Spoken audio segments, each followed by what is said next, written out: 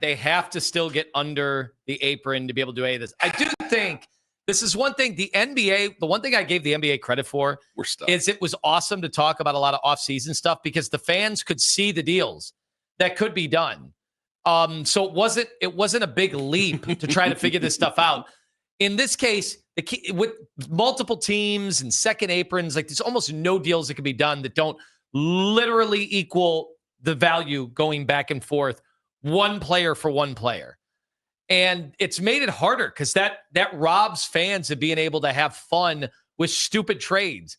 Now, with all of that said, I do think we could say just in theory, if you could pull this off, how would you feel about LeBron James past 40, who just made another All-NBA team? Nobody had ever done that in the history. I can't be the only one, guys. I can't be the only one. And this isn't based on anything else.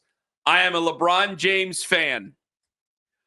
I am so tired of him having to pull us out of the fire.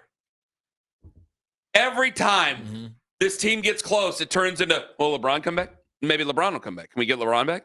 Well, can we get LeBron? Like, guys, it happened already once.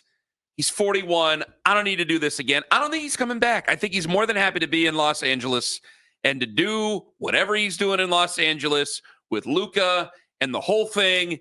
And he'll finish his career there probably at the end of this. Well, he's got to come out and announce when he's going to have a final season, because then they have to be able to get everybody ready to, because he's going to be an owner, so he's going to have to do things as a favor to his fellow owners, like having a farewell tour so they can all get the box office of him going there. Not like the place wouldn't sell out anyway because it's LeBron freaking James. But he ain't coming back. I'm not getting my hopes up again.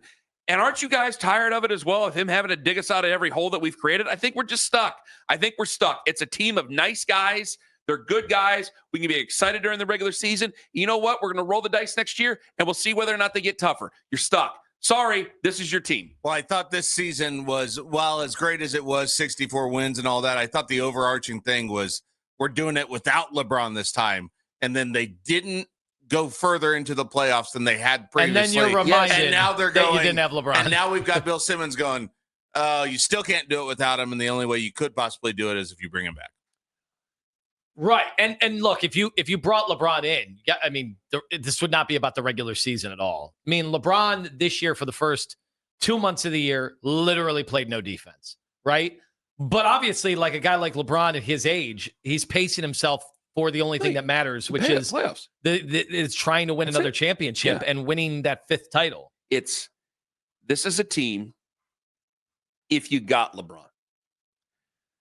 And by the way, with the trade machine not working, can you factor in a trade machine that will work? So I'm not just, it's all shooting our mouth off, but so I'm fully not shooting my mouth off. You'd have to, okay, hold on. Find some more that can help that would actually put this trade through. You got a couple of seconds to find it. Can you find something there? DeAndre Hunter, Jared Allen, and what else? You got anything else on you? Well, what's part of it is needing LeBron to take a significant pay cut from what he could still get paid, opting out of his deal to sign a smaller deal. Then he's also, think about it, he's leaving his kid. And the other kid just graduated, right? The other kid just graduated. Yes, wait a minute. This isn't There Will Be Blood. He's not necessarily abandoning his boy. But he did. Abandoned my child. Well, wait, he did. In Crypto.com arena. Are we not just a year removed from him orchestrating the team drafting the one kid so that he could be close to him? So I do think that was a big part of it. Plus, he was going to his other kids' games. Well, at some point, the kid needs to leave the nest. So, I mean, that's not even going to be a part of it. So, okay, put it all together. I think it will be, but you wanted me to. You guys wanted me to go along with this, so I'm going to go along with it here. All right. If you got LeBron, this is a 5-6 seed team, 4, 5, 6, somewhere in there, because he is going to have knee tendonitis a whole lot during the regular season. He's going to miss more regular season. Seeds don't matter. I saw that. You got the 1 seed. Exactly. What did the Pacers get? 4 seed. You're going to have to deal. By the way, the regular season would matter again, because when he plays, we're going to be making comparisons like crazy and whether or not he's got any juice left for the postseason. So he's going to be sitting out a lot of games. All right, he'll get his wind up and get working towards the postseason. But now you are expecting him with Donovan Mitchell and Evan Mobley to be the guys to go through it. So you're going to have a lower seeding because you're not going to win as many games because he's going to be out. But you're expecting to accomplish more. That's a lot to have to put into this. I will say That's a hell of a lot. Right now on paper, the East looks so bad that they still could probably get a second or third seed. Because I'm removing Boston from the top of that equation. I'm assuming Joel Embiid gets injured again or doesn't play that much in the regular season next year for Philadelphia. So they're going to play young guys a lot to try to get to the finish. What am I supposed to assume Indiana's going to win like 60 games next year? I don't. Donovan Mitchell in this scenario. Yeah, and Darius Garland. And Evan getting better. They're going to win games. I think he'll win a ton of games. Would you want him back? If he's available, would you want him back? You know what? I would. Oh, my God. I would want him back. Good God, get over it. But that's the problem. I can't because I can't get out of the second round without him. I think this is more of a condemnation of them. It's more about what they can't accomplish without him more than, man, we need LeBron. Yeah, we do. We do need a LeBron. It's just, unfortunately, I don't think they can make this work. And by the way, I'm just not making moves to make moves. Like I said, I would not trade Jared Allen for Draymond. I think Draymond has, come back to the pack enough so that he just can't be counted on offensively at all now. So I wouldn't just make a move to make a move at all. DeAndre Hunter, I really love that trade for DeAndre Hunter. But again, it's not like he's got a ton of playoff success. That wasn't his fault this year because of that injury. Let's go to the phones. 216-474-0092. Nathan in Cleveland. Nathan, hello. How you doing, gentlemen? Doing okay, Nathan. Go right on ahead. Listen, I think that we're getting ahead of our skis a little bit. As we all know, and these are LeBron's words, ain't no party like a Diddy party. Okay. We're just going to take Diddy calls here. I don't think Homeboy's even going to be around. Is that what we're going to do here? Is if we talk about LeBron James, we're just going to talk about those things? We're just going to take Diddy calls? That's all we're going to do? There's a lot of online posts from people that are looking for clout, that love doing that. All right, love Lou. putting LeBron in those parties. I'm gonna try to take Lou in North Royalton. By the way, people know the picture of him in the one outfit is not a real picture, right? They do know that was photoshopped. I don't think they care. I don't think they care. No. Lou in North Royalton. Hello. Hey guys, how you doing? Hey. How you doing this morning? We're doing okay. Go ahead. Listen, hear this out first. This is an article written May 13th in the Sporting News by Drew Bishop. 3 blockbuster trades that could shake up the Cavs offseason. The one I want to talk about, the first one was trading Jared Allen, DeAndre Hunter, Max Strus, a second-round pick in 25 and a first-round pick in 26 for Kevin Durant and Oso Odedero. I don't know who he is, but you would get Kevin Durant. But the one I like was, because last week everybody was talking about Giannis, the trade that he had is the Cavs trade Darius Garland, Jared Allen, Max Strus, and a 2026 first-round pick for Giannis and Kyle Kuzma. Okay?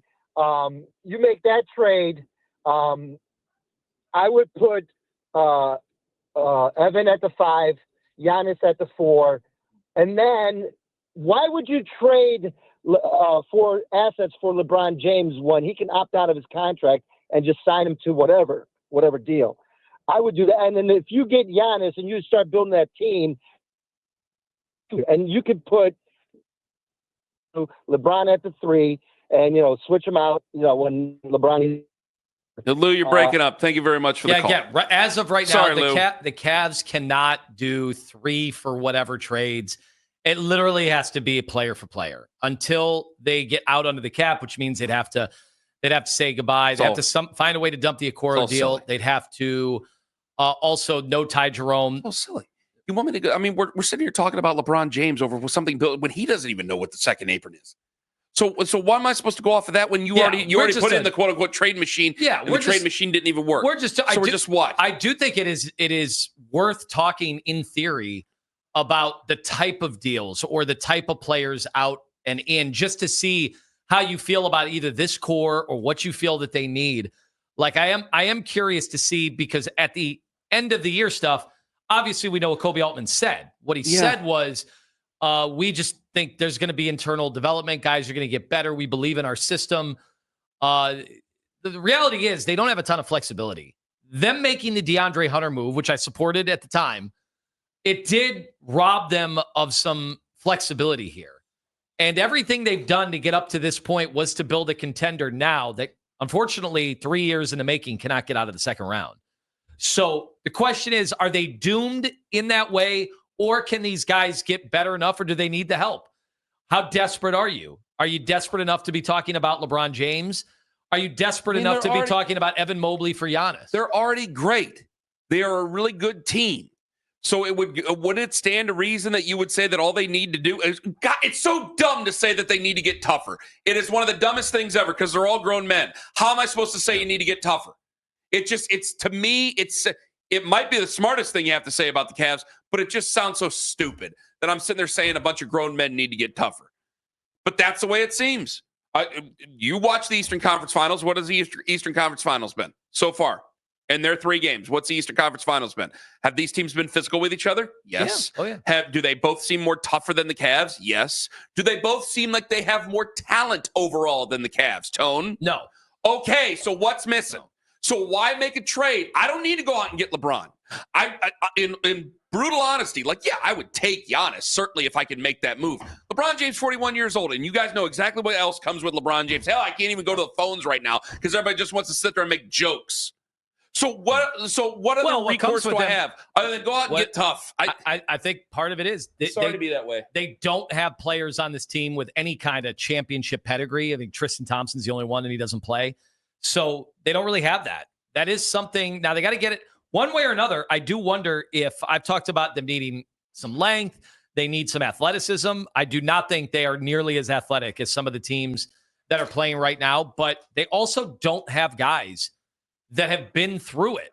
And I'm wondering what they're going to do, how much of a priority they place on that going forward. They have a bunch of guys that just lose in the second round. Good God. I get that, man. But good God, we're talking about trading for Drew Holiday.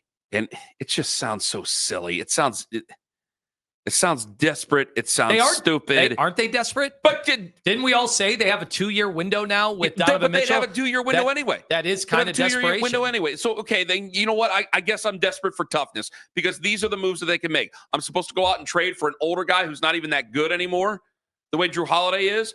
To make what? To make some trade to what? Make us tougher? Get a glue guy? How am I going to know the glue guy works out? And then we're going to go back to the well of LeBron again. That's what we're going to do? I think part of the problem is you've got young guys with a lot of talent that seem to shrink come playoff time.